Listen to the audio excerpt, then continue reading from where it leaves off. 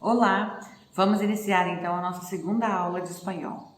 Mas antes disso, vamos recapitular o que foi falado então na nossa primeira aula.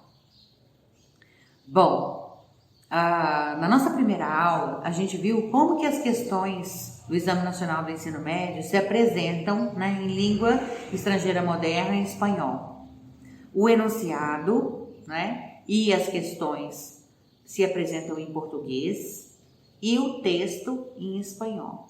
Como o enunciado e as questões são em português, isso facilita bastante aí a nossa compreensão.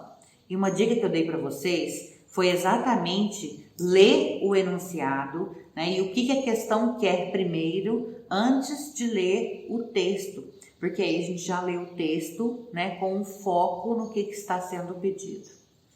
Então, o que a prova quer de nós? A prova quer testar a nossa capacidade de leitura, Então, sempre podem pedir quais foram os argumentos que foram utilizados no texto, qual que é a intenção do autor em usar determinados recursos, qual que é a ideia central do texto, Quais que são as inferências, ou seja, o que a gente pode deduzir, o que a gente pode concluir, e a explicação de algum vocábulo em espanhol, que exige de nós uma compreensão maior sobre formação de palavras, que a gente viu na aula, aí na aula 1, então, aquele exemplo do mujeres da Mafalda, e a questão também dos falsos cognatos ou falsos amigos, que nós vimos também do latido, que não é do latir do cachorro, e sim de bater do coração, e a seta, que não é seta, e sim os cogumelos. Bom, a dica principal então, da aula 1, é que o que a gente deve fazer é buscar se familiarizar mais a cada dia com a leitura de textos, em espanhol. Então, ler.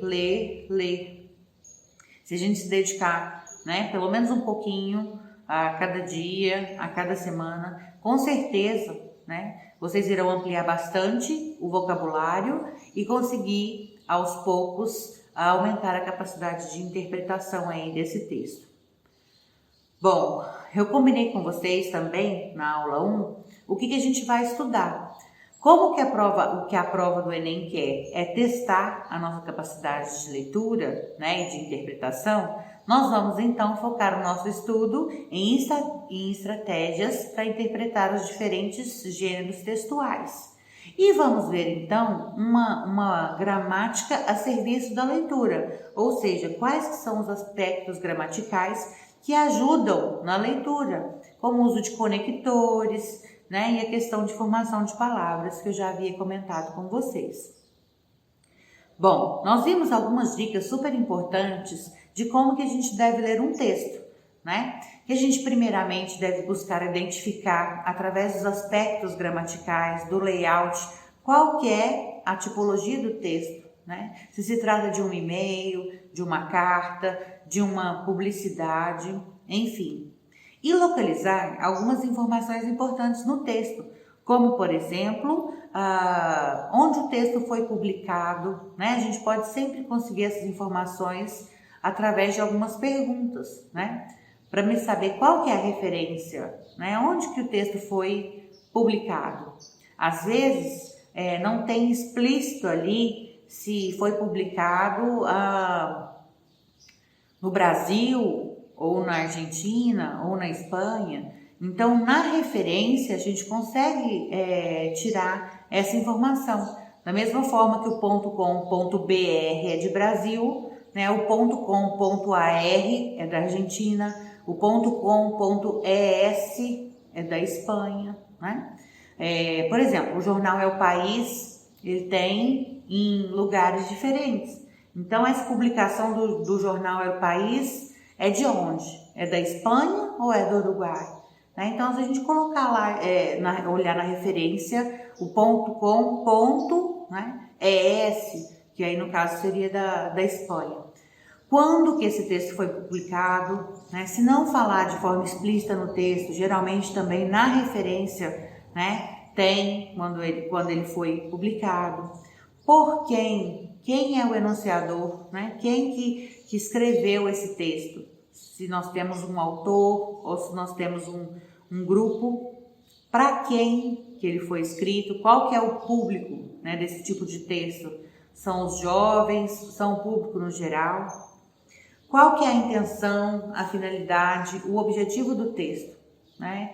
A finalidade de uma campanha publicitária é me induzir a comprar determinado produto, é me persuadir, né, no caso, me convencer, me fazer refletir. Então, qual que é a intenção? E também, qual que é o efeito do texto? Esse texto ele tem um efeito humorístico ou ele tem um efeito dramático? Uma outra dica que foi abordada é que a gente deve levantar hipóteses logo que a gente lê o título e o subtítulo do texto. Observar sempre aquelas dicas tipográficas, como palavras que se apresentam em negrito, com aspas, entre parênteses ou com letras maiúsculas. Embora nosso estudo não esteja focado na parte gramatical, de tempos verbais, quando a gente lê um texto, a gente consegue facilmente identificar se ele está escrito, né, predominantemente no passado, no presente ou no futuro. E isso vai nos ajudar. Nós temos que tomar cuidado com os falsos cognatos, que são os falsos amigos, né? Palavras que nos induzem a um erro, que são as famosas pegadinhas, porque elas se apresentam de forma escrita igual em português, mas o significado é diferente. Bom, e a dica principal, que é criar um hábito de leitura, né, em língua estrangeira moderna, no nosso caso espanhol. E ressalto mais uma vez essa importância, né? Se a gente colocar isso em prática, a gente cria um novo hábito que com certeza vai nos ajudar bastante aí na resolução das provas. Depois disso, da gente falar de algumas estratégias aí para a hora de ler um texto em espanhol, nós vimos as 4 sequências textuais, né? Os textos argumentativos, os textos narrativos, os textos descritivos e os textos instrutivos.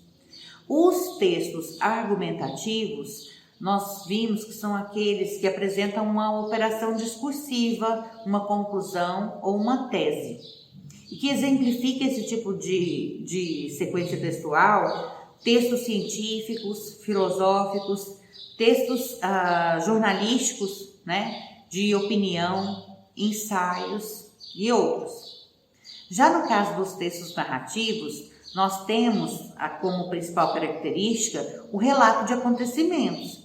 Então, nós falamos um pouco sobre contos, sobre histórias, né? E aí a gente nós temos alguns outros também, romance, diários de vida, xistes, que são os quadrinhos, anedotas, né? Que são piadas.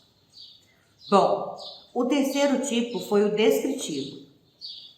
No descritivo, nós vimos lista de compras, menus, notícias, né, relatos, currículos, biografias.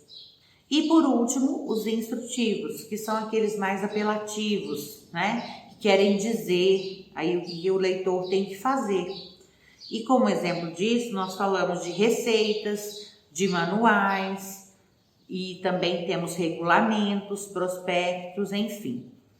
Que o gênero textual, eles definem como uma forma convencional de expressão, né? Que é como se fosse um clichê facilmente reconhecido, né, pelas pessoas que falam e que, além de apresentar um esquema e uma forma pré-fixada, né, geralmente esses textos orais ou escritos podem se classificar em diferentes gêneros, né, atendendo aí a diversos critérios. O âmbito, né, de uso em que eles aparecem, se é um âmbito administrativo, familiar, e de acordo também com a finalidade do texto, se é convencer, se é informar, se é apresentar algo novo, enfim. E que nós temos aí inúmeros tipos, né, de gêneros textuais. Canções, biografias, crônicas, contos, notícias, fábulas, avisos, historinhas, né, que são aí os comics, as vinhetas, manual de instruções, guias didáticos e outros. Hoje nós vamos falar um pouco mais sobre os conectores textuais. Bom, o que são os conectores textuais? Os conectores, eles são palavras ou nexos gramaticais que sinalizam quais são as relações entre as ideias ou as orações e nos permitem organizar um texto, permitindo, né, que nós temos que ele se apresente de uma forma coerente, né? Então nós temos aí a coerência e a coesão na apresentação sintática do texto. A coerência se relaciona com a organização, com a linha, né, o fio condutor das ideias que são apresentadas no texto. E a coesão se refere a como a gente constrói as orações e os parágrafos. Nessas palavras, devem se relacionar entre si com ordem e sentido lógico, né? Então, esses conectores, eles promovem a coerência e a coesão, organizando, então, as ideias que são apresentadas no texto, né? E dando um sentido, uma ordem lógica para os textos.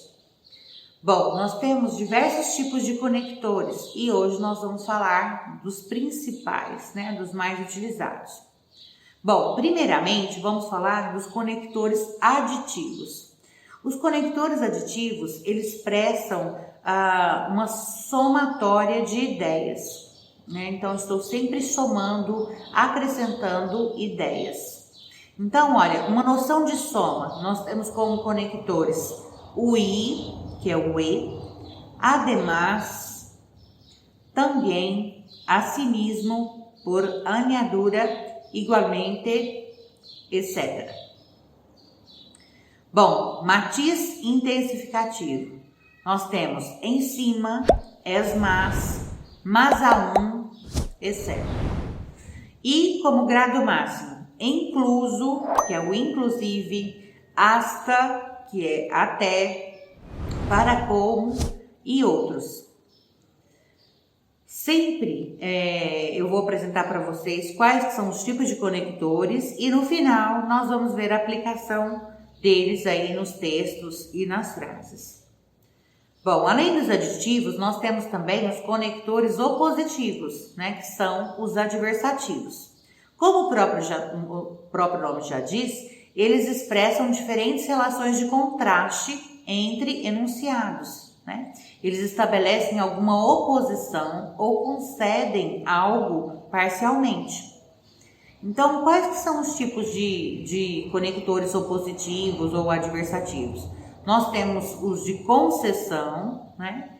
Como, por exemplo, com todo, apesar de todo, aún así, que é ainda assim, ahora bien, de qualquer modo, al mesmo tempo, etc. Nós temos de restrição, pero significa mas, porém. Sin embargo, né, que é o mesmo, que é a mesma coisa que não obstante. Em certo modo, em certa medida, hasta certo punto, si bien, por outra parte, etc. E temos os de exclusão. Por el contrário, em câmbio, o verbo cambiar está relacionado com mudança. Nós temos também os conectores causativos e consecutivos, né? Então, olha, representam causa ou consequência entre os enunciados, claro.